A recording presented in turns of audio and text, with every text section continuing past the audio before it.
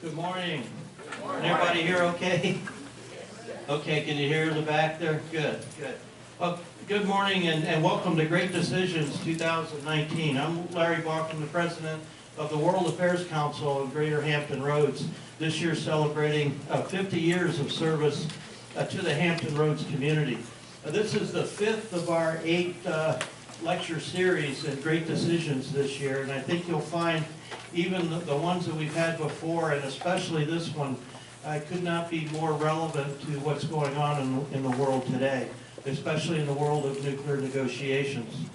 But, what I also want to remind you is if you want to, or if you've missed one of these, you can go on our website, World Affairs Council, and just click on the YouTube button, and you can then view each of our programs. In fact, we posted our programs to date up there on YouTube, and it's also available for the last two years of 2 or 3 years of our series. So they're a pretty good resource for those of you that are interested in that. But I did want to mention that.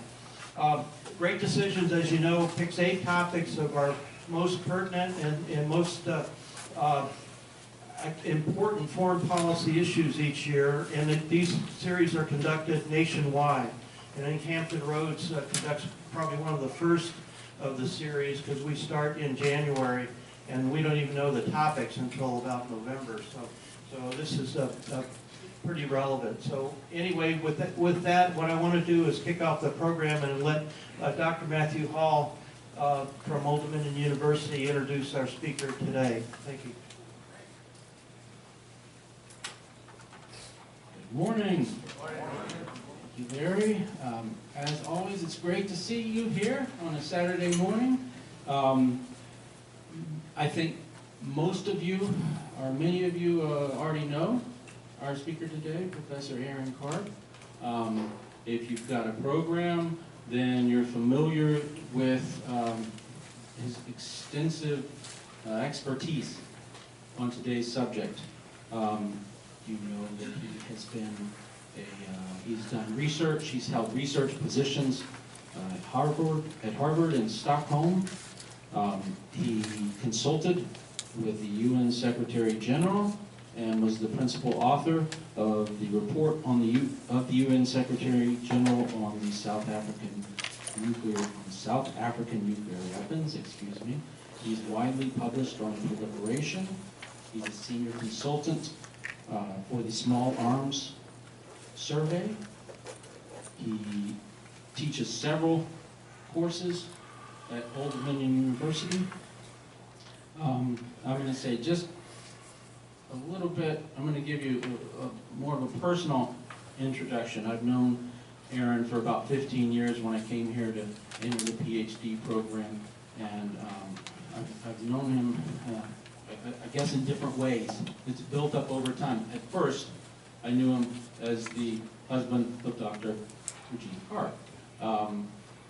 And then I knew him as his pet sitter. I have been to events hosted by the Karps over the years, so I learned that he was a very, very gracious host.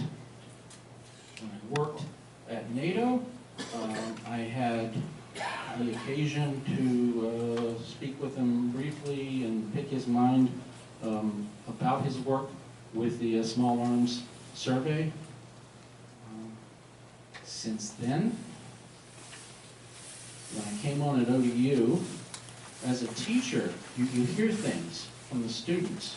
And so what I learned in that fashion, in that function, is that Aaron is a very highly respected teacher by students.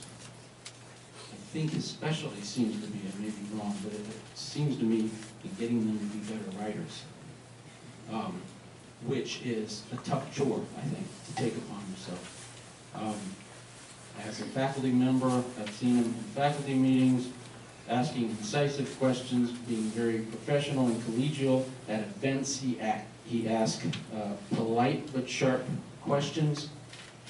at one event I attended a couple years back, his birthday,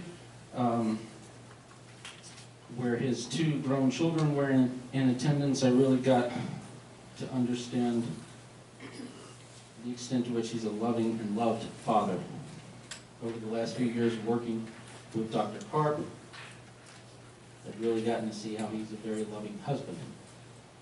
I'll be in a meeting with Dr. Karp in her office, and he'll pop in to say hi, or to bring Regina something unannounced, or to check if she needs anything.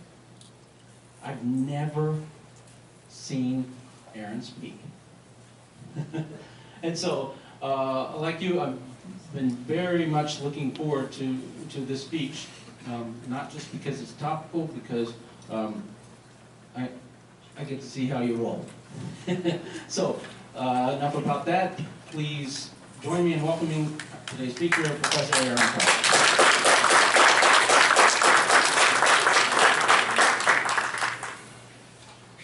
Well, thank you, Larry, very much for the opportunity. Thank you, Matt, for setting all of this up, and thank you. And thank everyone who came here tonight. Exactly right. That's how it's done. Now you know the trick. You bumble along just consistently until you get to the point, right? Yeah, let's hope I do better. Let me thank everyone who showed up. It's absolutely delightful to be here with you again, to see so many familiar faces, to see several colleagues here today. It's a real pleasure. The one thing that's not a pleasure is the topic. The topic could be a lot better. Things could be going an awful lot better than they are. A lot of you have the Great Decisions book in front of you, which is a marvelous presentation on nuclear history. I'm not going to do everything that's in there today. Rather, I'm going to focus not on the full depth of nuclear issues, but one in particular. I want to talk about INF. 1 week ago, yesterday, Secretary of State Pompeo announced that the United States was withdrawing from the INF Treaty. This is an extraordinary step. He did it on a Friday afternoon. We all know why politicians do things on Friday afternoons. Didn't succeed. This was a bombshell.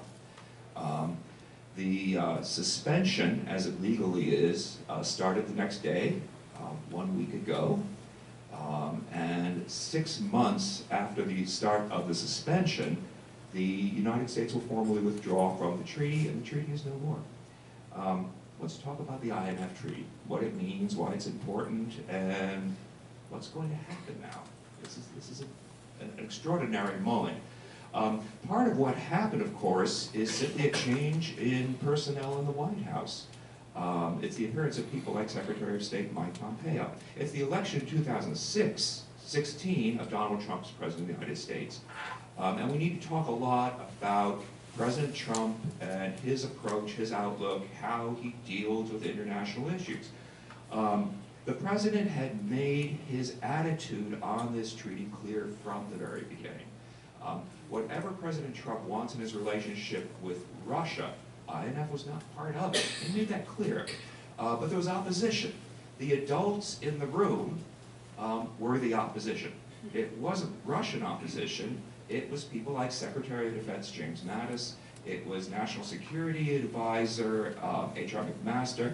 It was Secretary of State Rex Tillerson. They were the opposition to withdrawal. Last March, National Security Advisor McMaster is forced to resign. Then, of course, Secretary of State Tillerson, and you get new people in the room. Above all, John Bolton. John Bolton, as Undersecretary of State in the administration of President George W. Bush, in 2001 was responsible for the key treaty withdrawal of the post-Cold War era, when he took help lead the United States. He didn't make the decision, but he was a key advisor in America's withdrawal from another treaty, the ABM Treaty. We can talk about that too. So you've got people now in the White House who don't think treaties are a good idea in general, and don't like arms control in particular. And as a result, the United States starts this process. President Trump announced his decision informally, as usual, but it was a clear announcement on the 20th of October, and we knew where this was leading. The actual decision itself came, and as I say, 6 months from now, this will become permanent. So, what's happening? What is INF and what's it all about? That is not a Soviet SS-20 missile. That's the container for moving it around. It was a weapon that was meant to roll around, not on the battlefield, further back. And it was a mobile system, carried 3 nuclear warheads, intermediate range. And for a lot of people in the world, around the year 1978, it was the scariest thing that had ever been built. The key was these were weapons that weren't for the battlefield. They had longer range than that. They weren't for superpower nuclear deterrence. It was not meant to attack the United States directly. This was a weapon that was exclusively built for the purpose of attacking Europe. You had nuclear weapons with that capability before, but this was an extremely good one.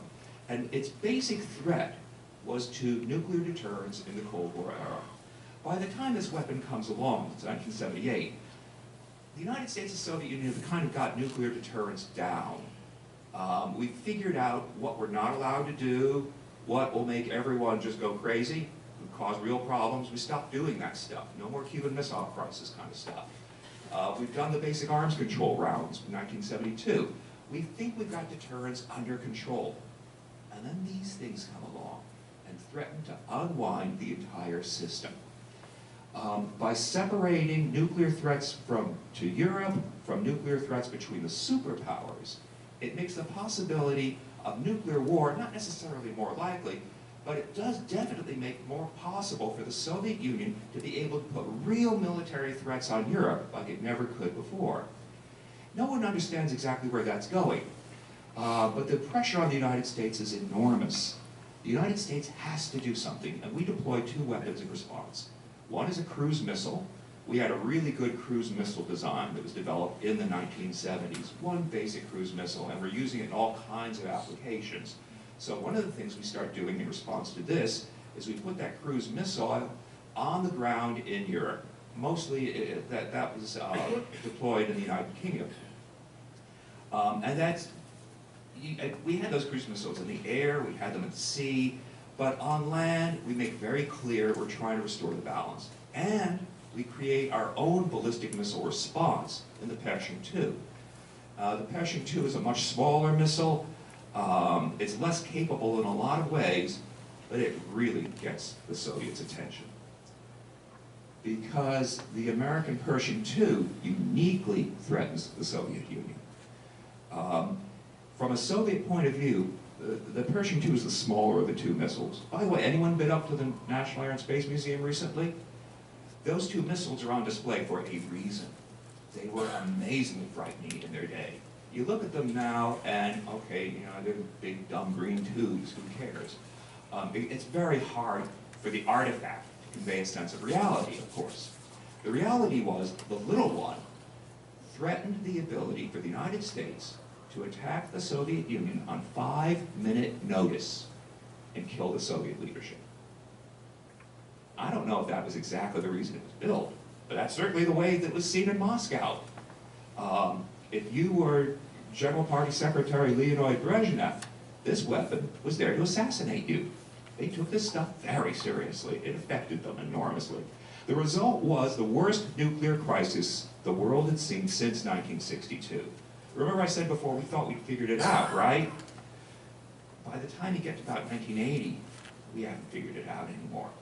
The net result of the INF missiles, the intermediate nuclear force missiles, is a series of confrontations and crises, mostly in Europe, but also in the United States. A lot of you remember how big those demonstrations were. There were literally millions of people demonstrating in 1980, 81, 1982. The biggest demonstration was in New York. There were about 1.5 million people walking past the UN in demonstration. Took them all day.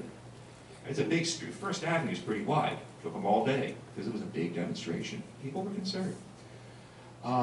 The most serious immediate crisis came in the fall of 1983. This was after the Soviets shot down the Korean airliner KAL-007. Tensions are very high. And into this, NATO starts a tabletop exercise, Able Archer, on how do you use nuclear weapons. It was a tabletop exercise to work on release authority, essentially. It involved a couple of hundred people, at Shave, mostly in Belgium, basically sending little telexes. You still sent telexes back then, back and forth to each other. Was anyone in the room involved in Able Archer? No? Because I know there's an amazing amount of experience in this room. The Soviets got wind of the exercise. It wasn't a secret exercise. Its existence wasn't a secret. And they interpreted it as a possible actual start of a nuclear attack. And they were justified, because that was always a problem with military exercises. How do you tell the exercise from the start of the real thing? It's hard. They begin to panic. As the Soviets start panicking that we're getting ready to launch something, their system of warning satellites detects a massive attack. The colonel in charge of the satellites that day looks at the data stream coming in and says, "This ain't right." He just sits on it. He sits on it for 5 minutes, which, as we now know, is the critical time period. He sits on it for a half hour, which is the time it would take an attack from the United States. And after a half hour, he's sure, okay, satellite's screwed up. And so this man's very famous. He died a couple of months ago. His obituary is very prominent. I've forgotten his name.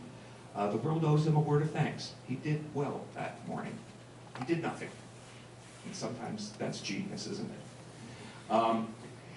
Out of this environment, everyone is sufficiently scared. The United States and the Soviet Union, of course, begin to approach each other. Mikhail Gorbachev becomes General Party Secretary in '95. Gorbachev and Reagan develop a decent personal relationship at the famous summit in Geneva, followed by the Reykjavik summit in 1986, which leads to 1987, a treaty to ban those things. And there's an agreement completed. It comes into effect in 1988, and we begin to destroy the INF missiles. And that's how the Cold War began to end, right there. And now they're back again. That is not, that's not a Novator cruise missile. That is the canister, the launch canister that carries them. As you can see, it's very long, very thin. It's kind of a sort of standard cruise missile. Probably doesn't look much different from, say, like an American Apache or something. And this is the weapon that's causing all the difficulty. Apparently, testing began 10 years ago. The United States made it public in 2014. In 2014, it wasn't clear what the weapon was. The Obama administration was not publicizing the actual identity of the weapon. But there was a weapon that the Soviets were beginning to complete development on that was an intermediate range system. The Novator is based, apparently, this is what I read, on a cruise missile design from the 1980s, an old Soviet design, that was deployed at sea. You could have intermediate range systems at sea. That was perfectly legitimate under the treaty. You could launch them from the air. You just couldn't launch them from the land. And what they did is they took a sea-based weapon and began to modify it and tweak it so it would operate well from a launcher on land. And most of the development work was getting the system to work from the particular launcher. They weren't changing the rocket, the missile very much. This caused huge problems for the Obama administration. The implications were obvious. The Soviets were, do it again, were evading the treaty. The future of the INF Treaty is not clear as of the year 2014. If Obama's successor, if that successor had been Hillary Clinton, it's not unlikely Hillary Clinton would be considering withdrawal from the ABM Treaty, because this puts enormous pressure on it. This is a clear violation. All the reports are very good on that. The system is now deployed. There are about 100 of these things that are now operational.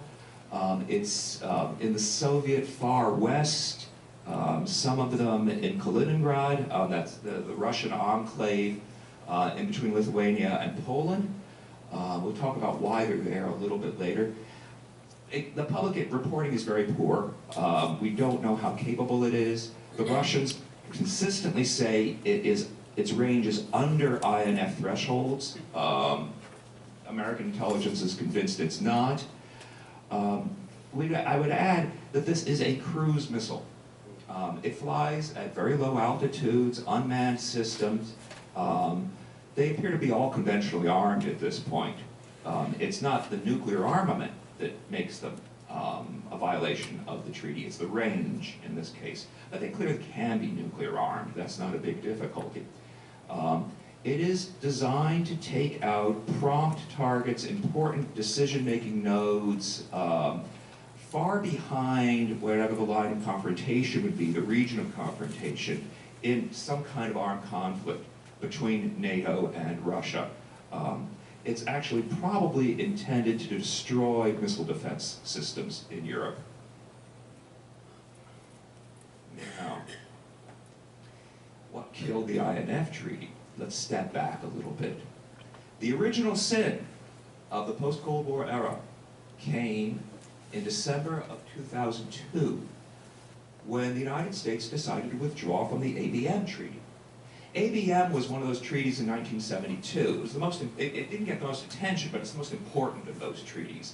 It's the one that committed the United States and the Soviet Union to rely not on the ability to destroy each other, but the threat. That is to say, it's the treaty that essentially legalized nuclear deterrence. That would become the basis of Cold War stability. The ABM Treaty greatly limited the ability of either side to build defenses against each other. Missile defenses, and they didn't work at all when the treaty was done in '72. No one was giving up a whole lot. Everyone was committing to deterrence. By 2001, missile defense, you can no longer say it doesn't work. It may not work real well, but you can't say that it's a total waste of money. The United States is getting concerned about North Korea and Iran. So under President Bush, we want to invest in it. We pull out of ABM.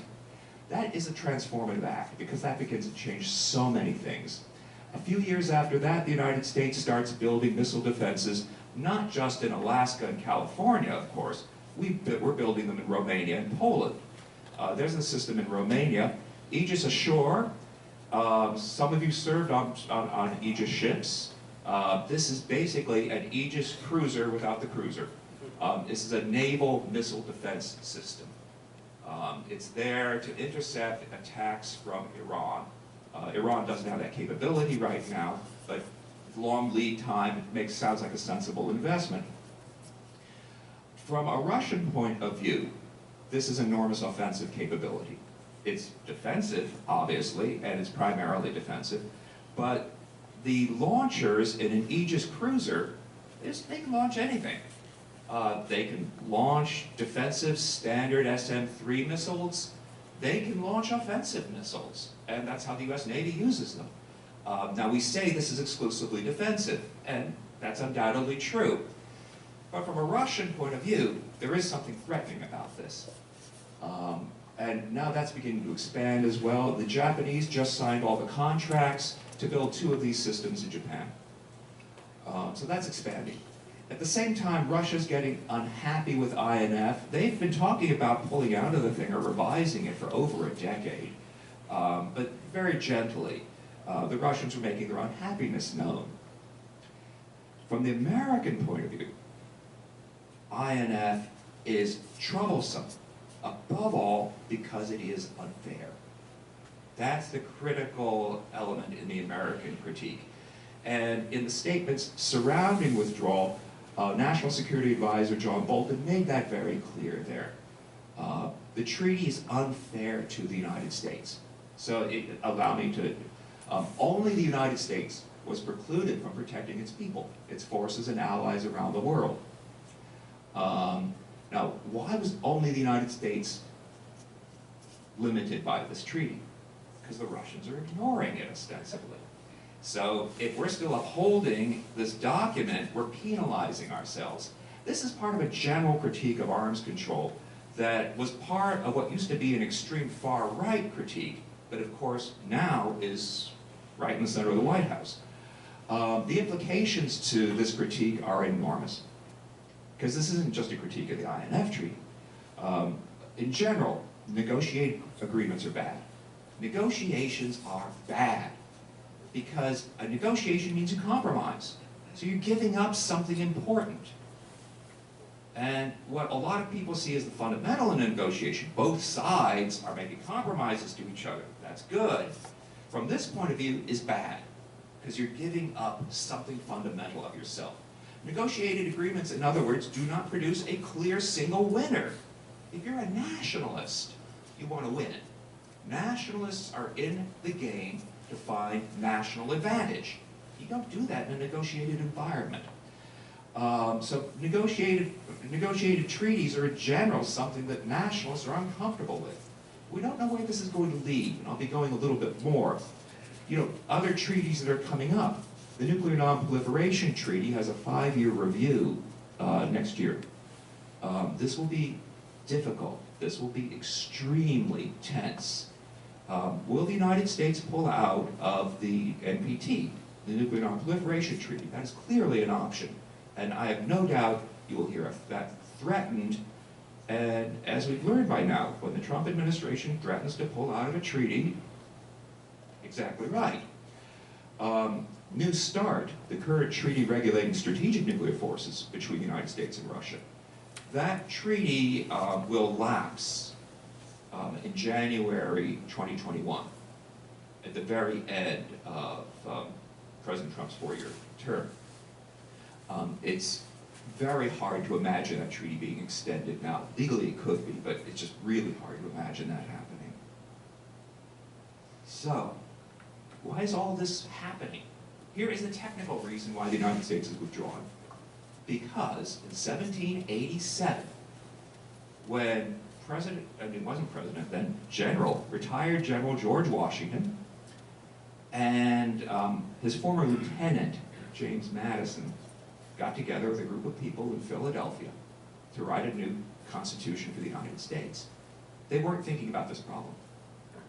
They just weren't thinking about it. It was an oversight. The point's often made, the United States Constitution of 1787 is really bad on foreign affairs. It just doesn't talk about foreign affairs very much. It wasn't the problem they were trying to solve.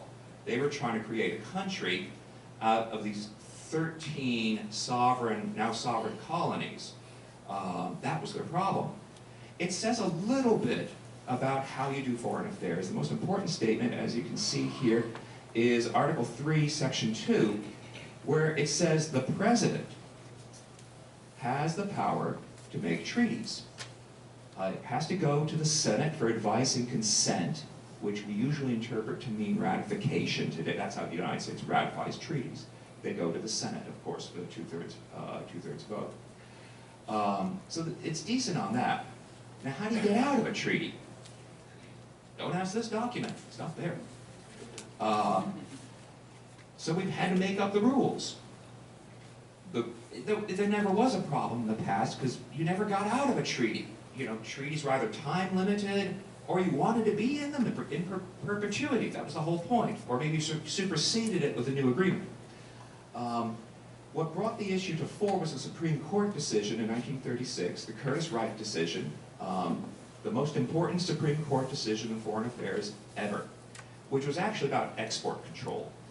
But what it established was presidential dominance in foreign affairs. If the Constitution didn't specify it, the president has that power. That's what Curtis-Wright said. This was a 7-to-1 decision. 7-to-1 decision by a Republican-dominated court giving power to the president they all hated.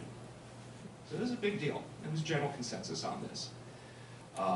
So presidents have enormous authority. Yeah, he can withdraw from treaties, definitely. You don't have to. I mean, you could do something else, right? You could renegotiate INF. So, I mean, everyone who does arms control looks at the INF situation and says, well, there's an obvious negotiation there. They give up or modify those cruise missiles, and we give up or modify those missile defense installations in Europe and Japan. Straightforward enough. We know exactly how to do it. The engineering is pretty straightforward. In the cruise missile, it's easy. You put some lead weight in the nose. Done. I'm serious. And as for the missile launchers, again, you could easily modify them. So if you wanted to, the formula is right there. There just isn't any interest in doing that. Not any serious interest. Here's another way we might do it. The administration has talked about this. This is their preferred route. You commit everyone in the world to intermediate nuclear forces restraints. You get the whole world involved. They make the point, quite reasonably, that a lot of countries now have missiles in this range. Most countries in the world that deploy ballistic missiles deploy INF missiles. It's just the natural strategic range for most countries in the world. For India and Pakistan, for North Korea and South Korea, for Saudi Arabia, and for China as well. This is part of the unfairness that National Security Advisor Bolton was talking about. Everybody else has INF missiles. Why can't we? Israel's nuclear force is based on INF range missiles, which seem to do the job perfectly well for them. So, let's get everybody in the treaty. That idea is old. It was suggested almost exactly as the INF treaty itself was completed. It's good for everybody, right? Everybody didn't think so. They made the obvious point. For the United States and Russia, this doesn't restrict our biggest weapons, intercontinental range ballistic missiles. It doesn't restrict sea launch systems like the Trident missiles that we have in submarines. So we have a lot of other weapons.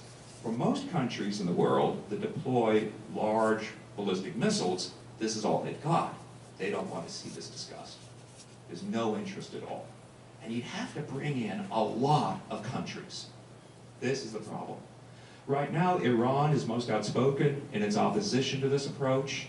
Iran has rockets that go up to about 2,000 kilometers range, say about 1,300 miles. And Iran has been very clear that those are untouchable. So this route it's not going to happen. It wasn't going to happen in '88, and here we are 31 years later. No. So what's going to happen next? Is there going to be an arms race? And the answer, and this is just me speculating, I come up with a kind of yes and no. I appreciated Matt's praise earlier enormously, but one thing he didn't mention is I am congenitally wishy-washy. Absolutely. No, there is no, don't worry. There's not going to be an INF arms race. It's not happening. No one seems to be interested in that. The Russians are developing this one system. They're not developing any others. There's nothing comparable that we see coming along. So no, there's no arms race happening, but yet at another level, yes, there is something going on. Above all, Russia wants to preserve the INF treaty. This is interesting. They talk about this constantly in their public statements. They talk about things the United States could do. They talk about alternative paths. They talk about the importance of salvaging the treaty. And in part, of course, is just good PR. They look like the nice guys in all of this. It's very easy for them, but it appears to be sincere. But, and this is important, they will not make sacrifices to salvage the agreement. So they'll save the treaty, but they're not going to be first. It's the usual arms control problem. The United States, obviously, now is officially opposed to this document and wants to see it reduced to the trash heap of history, but we're not considering the deployment of a single INF weapon. Nothing's happening. We're not spending a penny to actually do the things that the treaty prohibited. So at that level, no, there's no arms race. Nothing much is happening, which makes it kind of strange at some level. Now, let me switch a little bit and talk about more general issues. The point I'd like to emphasize as I begin my slow retreat out of this presentation is I think the problem's much bigger than anything to do with the treaty prohibiting intermediate range nuclear forces. I think it's much bigger even than nuclear weapons. I think the problem is fundamental to the era we are living in. And so here I'm going to go beyond that article that you got in the Great Decisions book and talk about general political processes in which arms control is very much involved. And the problems go back. The problems go back to the year 2009. This was President Obama's greatest moment, arguably, as president, where he went to Prague and committed the United States to nuclear disarmament. And in a famous speech where he said, "Probably not in my lifetime, but it's an essential goal." It's an extraordinary photograph. I mean, with all that behind you, good gracious, it's fantastic. And he makes this amazing statement. But it didn't work. Disarmament didn't happen. President Obama was committed, but couldn't make it happen. Things are happening, and we don't control them. And he's beginning to lose control of the process. The best he could do was to negotiate the New START treaty with then Soviet President Medvedev, and there they are signing New START. What New START proved was you could still finish a negotiation. It didn't show that you could make that negotiation do very much. New START's a very disappointing document. For arms control specialists, the most important aspects of it are the verification procedures. It allows the United States and Russia to watch each other really carefully. But it didn't lead to any kind of dramatic reduction. In fact, the reductions were fairly modest. This is a treaty that is now beginning to expire. Other treaties have been negotiated since the New START. The Arms Trade Treaty was completed in the United Nations in 2013. It's a treaty to universalize rules on the conventional arms sales. It basically takes the ideas from American foreign policy and European foreign policy and globalizes them so that everyone's working on the same standards and doesn't undercut each other on the ethics of conventional arms transfers. It's controversial because a good argument can be made it has not stopped the sale of a single bullet anywhere in the world. But it's a popular treaty.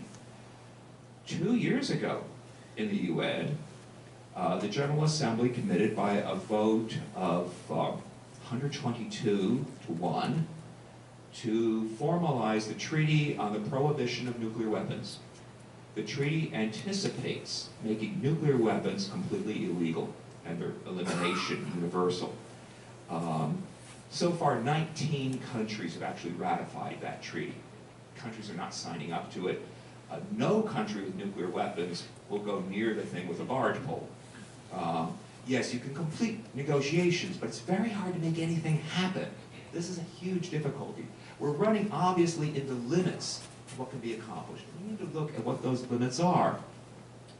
Part of the difficulty, and here I am speculating, is what I call nuclear thinking. Nuclear thinking, by which I mean nuclear strategy, nuclear weapons design and development. I mean processes like negotiating nuclear arms control, ratifying those agreements, implementing them and all. That's nuclear thinking. It's part of a small industry in which a lot of people in this room even sort of developed professionally. It's just what we did in the Cold War. It's still going on today. There are a lot of people working on nuclear strategy. And my point, it doesn't get you where you want to go. It can get you to examine and what went wrong with some of these treaties. START II was an important nuclear arms control treaty that was never adopted, fully negotiated, thick. Nothing came of it. The Comprehensive Nuclear Test Ban is another treaty completed in 1995, again, never fully implemented. The United States has not ratified the Comprehensive Nuclear Test Ban, although we actually did most of the negotiating on it. The ABM Treaty, banning most missile defenses, which is now gone. The Treaty on Conventional Forces in Europe, which the Soviets, I keep doing that, walked away from. And of course the Intermediate Range Nuclear Forces Treaty. And nuclear thinking leads you to the conclusion that the way you solve your problems with nuclear weapons is you get these things to work. So you go back and you patch up whatever's wrong with the comprehensive test bed. You find a way to make the Intermediate Nuclear Forces Treaty survive for a little bit longer, and maybe with New START, because it's troubled out, maybe we can extend it for 5 years, that sort of thing. The big weakness with nuclear thinking is it ignores the rest of the world. It assumes that nuclear weapons are so important, they matter more than anything else, nothing else matters. That's just not true. It turns out everything matters, and nuclear weapons are not the most important thing. It also can't answer huge mysteries. Nuclear thinking cannot answer 2 huge mysteries. It can't explain why we've never used the doggone things since 1945. We killed 70,000 people in Hiroshima. We killed about 70,000 people in Nagasaki. Nuclear war is possible. We haven't done it since. We don't know why. That is the fundamental enigma of the nuclear era. What went right? We're not real sure. We've got lots of theses. We've got good arguments. Kind of stops there. We don't understand. Here's one thing we know. Arms control is not essential to preventing nuclear war. India and Pakistan are proof of that. They have both had deployed nuclear weapons for about 30 years. They went through a very public series of tests 21 years ago. They've had conventional wars since then, and they're shooting at each other right now. Low scale, but they are shooting at each other across the border, or across the line of control, excuse me. No, you don't need arms control to prevent nuclear war. Some people say that nuclear deterrence is the basis still, and maybe so, but people don't trust deterrence the way they used to. Are we deterring each other? We can go into that later, because that's difficult. It's not real clear that's working. Another possibility is we've simply developed a taboo. It's just inconceivable we could use these things. We thought there was a taboo on chemical weapons. We know that's not true anymore. Syrians were using chemical weapons. They were using chlorine gas, which is an ordinary industrial chemical, and they were clearly using sarin nerve agent. A different nerve agent was used in a Russian assassination 2 years ago in England. So, no, there's no taboo. We don't know why nuclear war doesn't happen. Here's the difficulty. We can't explain why nuclear weapons are not used. So, how are we going to do effective policy with these things? Well, we have to. We have to. But this undermines our reliance on any particular instrument, obviously. It causes real difficulty. It's an intellectual problem. Here's another mystery. Where's the arms race? There's supposed to be an arms race. We use the language constantly. It affects us fundamentally. But there is no arms race. I mean, yes, things could be a lot better, but as I say here, don't exaggerate. The United States is in the process of replacing its complete nuclear weapons infrastructure. It's a 30-year program which is scheduled to be completed by the year 2046. We're spending a lot of money. We're spending about $500 billion in the next 10 years. So it's a big investment. New nuclear submarines, new intercontinental range ballistic missiles, new air launch systems. We're doing an awful lot. But it's modernization. It's replacement. The new systems will be better than the old ones, but mostly from an operator point of view. They won't be better in terms of effectiveness, necessarily. No. There's no arms race. A year ago, President Putin gave a very important speech in which he revealed 5 invincible weapons. And everyone sort of looked at that and said, oh, I mean, so what? They didn't look that interesting. We're not in the arms race way of thinking very much. The only country in the world that comes close is North Korea, because North Korea still spends close to 10% of its wealth on things related to its military.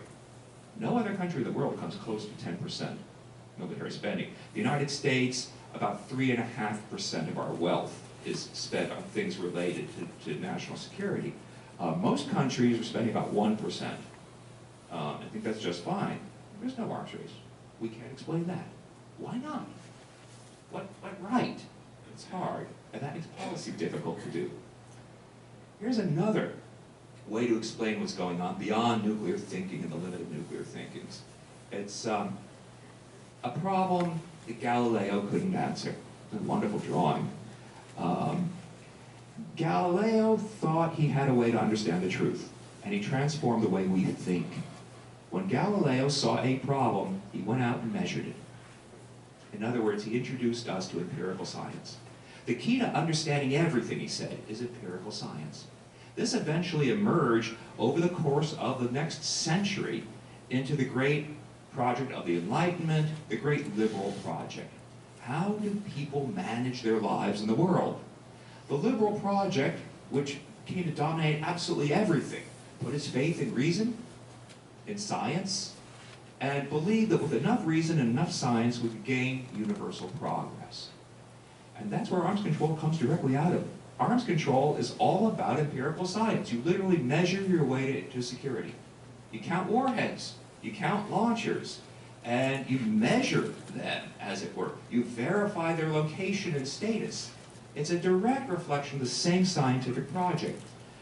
Influenced highly by events in the UK in the 18th century, in the 19th century, we developed the liberal project into the idea that you could now use policy as your major instrument to improve the human condition, public policy.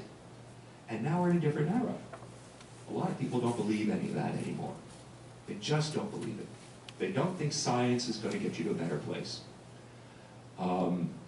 Populism believes that what is consistent with my emotions will take me where I want to go. And the liberal project, of which arms control is very much a part, is not part of the populist way of thinking. So people are rejecting science. To a lot of people, science is expertise. It alienates people who are not part of the expert community from the policy process. And they want to take control of the policy process, so they reject science. They don't just reject arms control, obviously. They don't believe in climate change. They don't believe inoculations are good for you. They may be scared to death of genetically modified food. If scientists do it, it's scary. That's what it amounts to. And arms control is something that a particular group of scientists do. It's part of the difficulty of getting things done under populism. And what we've all found out is that in a populist environment, especially one that's fueled by social media, it's really easy to mobilize people against stuff. It's really easy to build up opposition. As much as people go like all the time, what really matters is when they go don't like. And that's what the internet's brilliant at. What we can't do is find a way to organize things to get them done. We haven't figured that one out yet. So we've got a whole infrastructure organizing our society that's about stopping people from happening. Sometimes it even overthrows governments. It can't create new ones very effectively. How do you deal with this environment where crafting policy is so difficult? It's the general problem of liberalism. And it weakens arms control as much as it weakens anything based upon liberalism. In general, if you're a politician running for public office now, don't run on arms control. People do not vote for arms control. They'll vote for lots of things, but they won't vote for arms control. I was banging my brain and I came up with 3 countries where people will vote for arms control. In the UK, the Labour Party is the arms control and disarmament party, obviously. They make that very, very prominent. But those are really exceptions. Everywhere else, arms control is something that's done by experts, and it's rather suspicious as a result. It's not the way things are going. Indeed, even when it's done, when arms control is done, it's done in a very different way as a result. So there's the last meeting of Kim Jong-un and President Trump. The United States is rejecting formal arms control. We do have a process that's going on, but it's highly personalized. It's very, very different. pulled out of the Iran deal, pulled out of the INF treaty. I haven't said New START's doomed, but you can see it's pretty close, obviously. As a result, there are no active arms control negotiations going on right now. There is a disarmament process centered in the UN around the treaty to prohibit nuclear weapons. The United States is not part of that, obviously. There are no arms control negotiations at all. This is the only thing you've got. This is the very best thing from an arms control point of view, with a meeting coming up in Hanoi at the end of the month. No, it's not just arms control. When you go on, take that YouTube course on how to make PowerPoint slides, you should all do this. The first thing they say is never do a slide like that. So I had a reason. The United States has pulled out of things. This is the dominant theme in American foreign policy today. It's nationalist. Avoid international cooperation wherever you can. Pull out of negotiations. Most famously, withdrawing from the Trans-Pacific Trade Partnership at the very and the Atlantic counterpart at the very beginning of the Trump administration, announcing plans to withdraw from the Climate Change Accord. Legally, it's really hard to pull out of the Climate Change Accord. It takes a long time, so they just announced the plan. Pulled out of UN organizations. We are in the process of withdrawing from the Universal Postal Union. I mean, this is thorough. Exactly right. And then arms control becomes part of that process. There is a very powerful dialogue in Washington where the United States is trying to convince itself it will not pull out of NATO.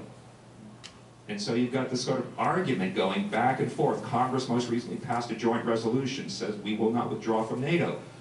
And the president says, no, we're not going to withdraw from NATO. And no one believes it, because they've all seen this PowerPoint slide.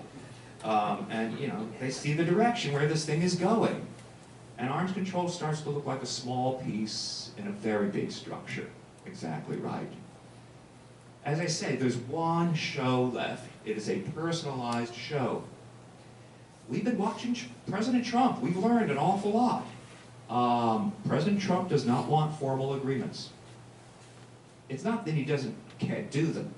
He doesn't want them, because he's a personalist, nationalist leader. If you formalize an agreement, it's over. If it's informal, the process continues. By finishing a negotiation, he makes himself irrelevant. So President Trump will not finish processes. He keeps them going, keeps the pot stirring, because then he's the center of attention, and he's essential to the process. He rejects any kind of formal process as well. So you don't get treaties. You don't even get communiques from agreements. A memorandum of understanding, which is kind of, you know, the lowest form of agreement between countries. None of that is happening. And we begin to see why it's not happening. Because the president needs to concentrate power personally and authority. There's no role for, you know, I mean, people who think about nuclear weapons, no role for them at all. No role for any kind of experts. State Department plays no role in any of this. And also Congress. Congress, remember, has a role ratifying treaties. So if you're not doing treaties, I mean, they can have hearings, I guess. Maybe someone will cover them. And finally, the president benefits, not just from the informality of the process, but he needs crises. Crises make his ability to be personally involved extremely important and salient. So you see the standard sort of, you know, President Trump approach to things where he builds up tension enormously. There is a crisis. He says so. It's a very dangerous crisis. Then he goes in and settles it, probably very close to where the situation was just before. He doesn't radically alter the situation. Basically, he creates a balloon and deflates it. That is very intentional, because it maximizes his personal role. And that's the kind of thing that we're seeing in North Korea, of course. What are we waiting for? I'll give you two views on where we usually assume it's going, because we've got this idea of Archimedes in our head. So, you know, Archimedes had this huge problem in Syracuse around, you know, 3rd century BC. The king had sort of given this impossible problem, tell me if my crown is made of pure gold or not.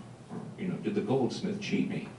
So Archimedes is thinking about it in his bath and realizes he can do it. Eureka! I have it! And he invents a two-stage process. So he'll figure out, by lowering the crown in the water and watching the displacement, the volume of the crown.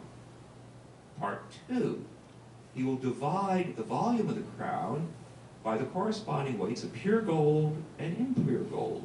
And now he'll know how pure the gold is in the crown. Eureka, he figured it out. In other words, we have an idea very deep in Western culture that the secret to success is genius ideas.